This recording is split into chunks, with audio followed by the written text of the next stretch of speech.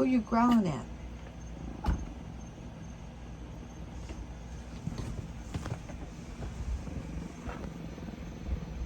Okay, everybody, RV life is not always glamorous. Right now I'm like sweating bullets in Florida here, and I am parked at a boondocking spot. That means I'm parked with no power, no water, no hookup for electric, so I'm totally using my solar and my LP.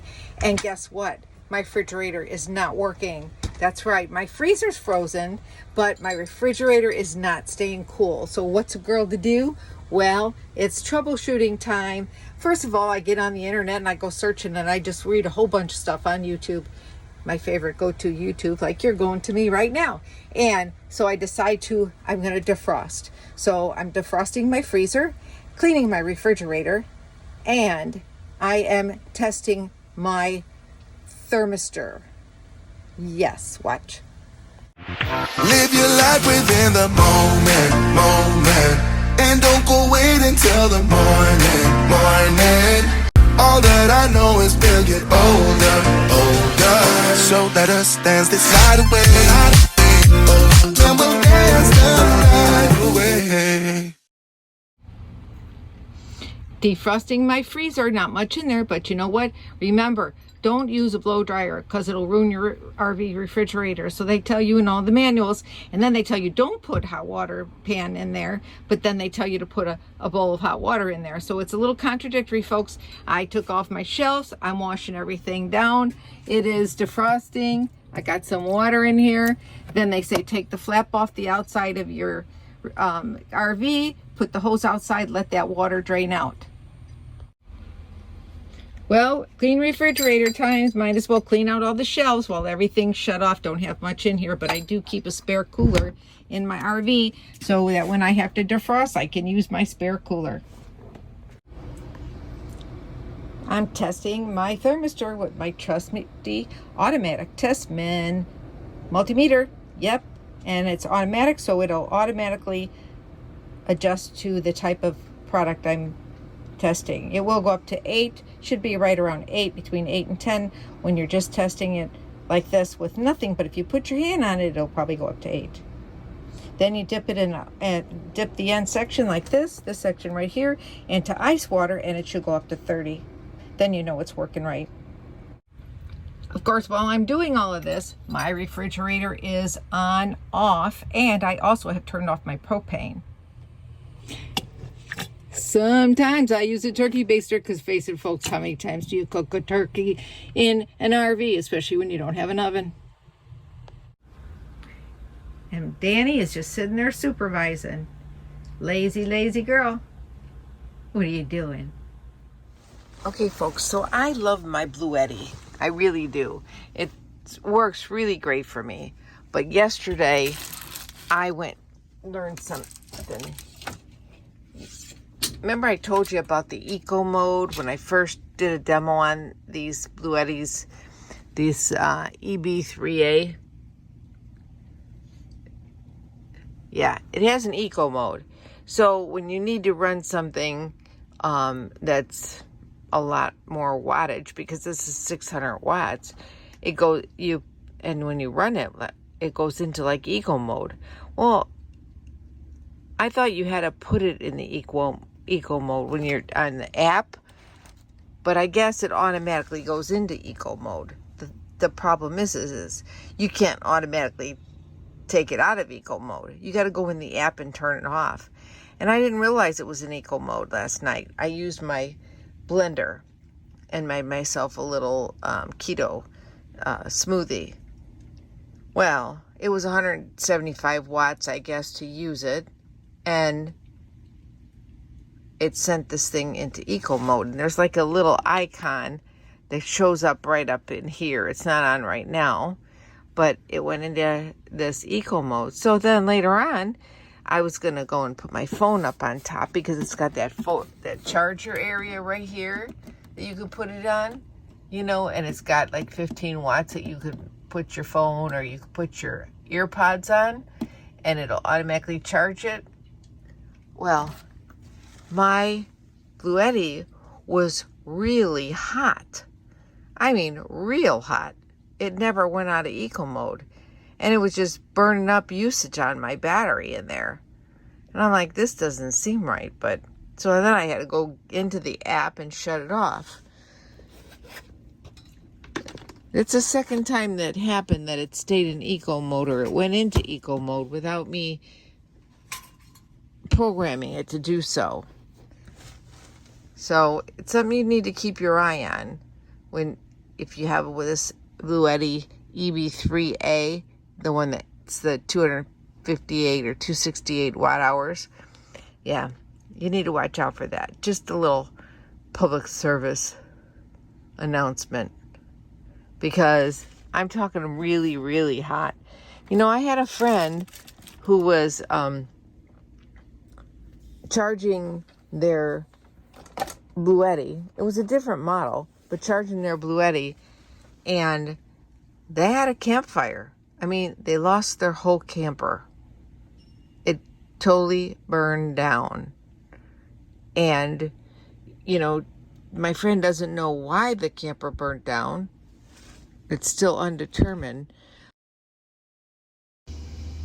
My friend thought it might be because of the Bluetti having too many watts of solar going into it. It's very important to make sure that you know how many amps are going into your charge controller within that unit and how much the unit can handle. Because if you overload it, you could have problems. And you can end up having a fire. So you need to, that's with any solar system. It's not just with the little power banks, any solar system. So if you have your batteries hooked up to your charge controller and you have too many amps going into that charge controller, it can be an issue. Well, it's moving day, so we got to pack everything up and go to a new location. Yep. Time to find another place to camp for a couple of days until I check into my next RV park. I have no idea where I'm going to land. Stay with us and let's see what happens. Okay, YouTubers, we are getting on the road. I'm just about ready to pull away.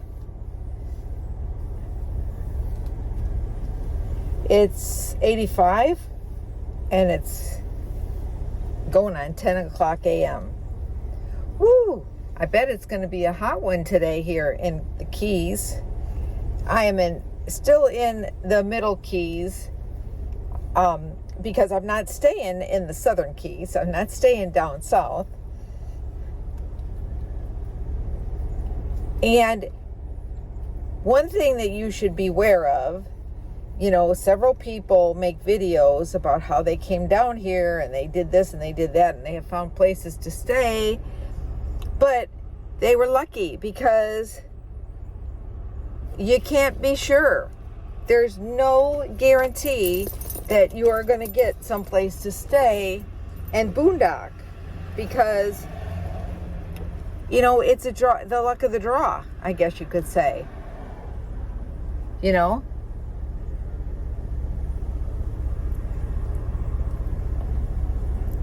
Little lipstick. So even if, you know, like for example, I've been saying at my Moose Lodge, you know, that I'm a member of. Doesn't that look cool with the sun rays coming in here like that? Thank you, Lord Jesus. That brightens up my day. For a couple years now. But the bottom line is there's no guarantee there's going to be a spot for me. And it's first come, first serve for members. They only have a small amount of spaces. And even if you call ahead and they say, yeah, nobody's here right now, that doesn't mean that somebody might not show up before you and get the spot, you know? So, that being said, it's always good to have more than one plan, because you may be in a position where you have to drive back to Homestead because you know there's a Cracker Barrel in Homestead, right? So here we go from the middle of my steering wheel. Oh, update on the refrigerator. It's still not working right.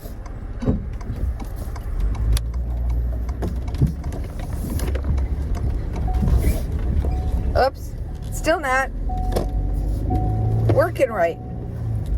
So I am going to reserve myself to the point that I am not going to use my gas on my fridge in my camper. What I will do is, I have it on right now because I went out and got a full tank of propane last night, thinking, well, maybe, you know, my tank's a little too low, or maybe somebody, you know, made an error. They didn't, you know, bleed the propane tank. But I put a propane tank on there last night, a new one, a filled one, and it's been on all night. The freezer's working, but the refrigerator just isn't cooling. And I don't have any of the symptoms that I've read about. There's no yellow around my ammonia tank or the lines or anything like that. I could see the flame. It's blue. I could see, I could see the flame. It's blue, and I can hear it. You know, it kicks off. You know, I don't know what the problem is. Maybe the thermistor isn't what I thought it was. So what I'm going to do is I'm only going to use it on electric, and I'm going to shut down the gas. So what I'll do with that is, a lot of traffic backed up here going to Key West. So what I'm going to do is I am going to shut the gas off, and I'm going to thaw out. I only have 2 things in there, well, besides butter, and butter doesn't have to be in the refrigerator. So I'm going to put the butter in my fridge in my van, and I'm going to, because I'm not going to put it back in the freezer after it's already been thawed out. So I'm going to put the butter back in the refrigerator in the van, and I'm going to thaw out the meat that I have in the freezer and cook it. And then I'll just put that in my cooler, and I'll put my cooler, leave my cooler filled with ice, put that in the cooler, and eat off of that for the next couple of days till it's gone. And I'm going to have to, you know, once I get to Sunshine Key, I'll be okay because I'll be hooked up to electric. And I would rather go without gas anyway. I don't mind using green cans for cooking, and just turn on the gas when I'm cooking, and just leave the gas turned off while I'm driving, period, or when I'm not in the van. The Starlink, it's going up $15. So now instead of $135 a month, it's going to be $150 a month. Camoli, holy cannoli. Oh my goodness. Okay. You know, I just budgeted myself for $135 a month, and now it's going up to $150. But this is the thing. They tell you, if you want to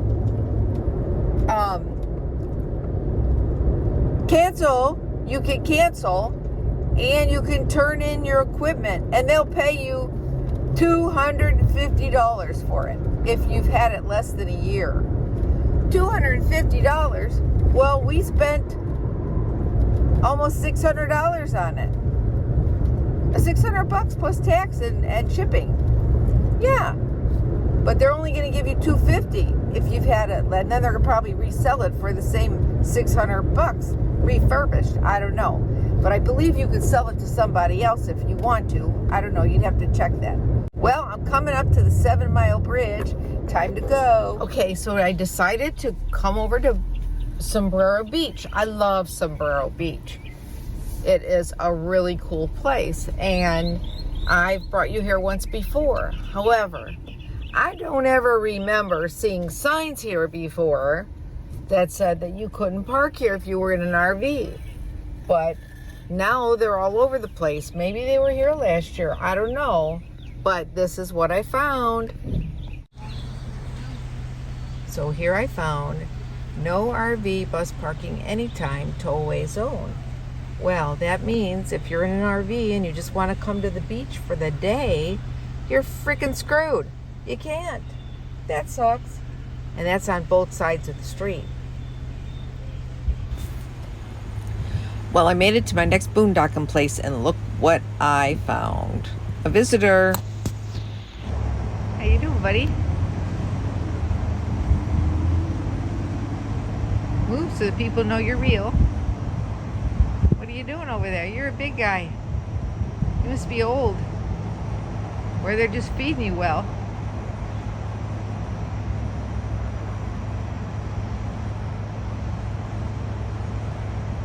Guys bite.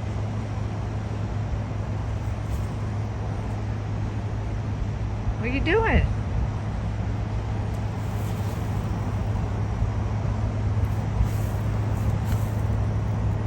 Come on, come on, come on, come on, come on, chameleon. You come and go. You come and go. What's your name?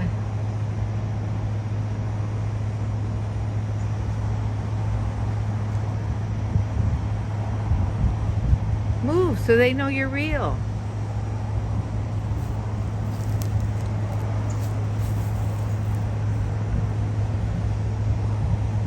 Go ahead, move.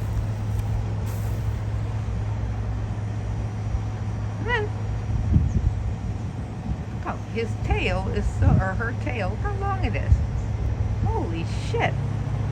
I didn't know they had tails that long.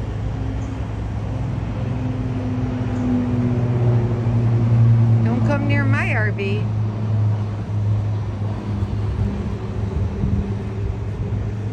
There he goes. He's moving now.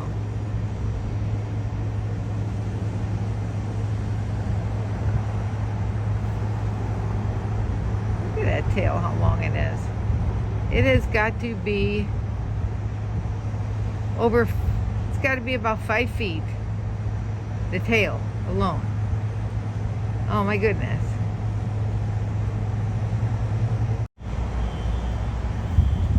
I wonder what Danny would do if she saw you.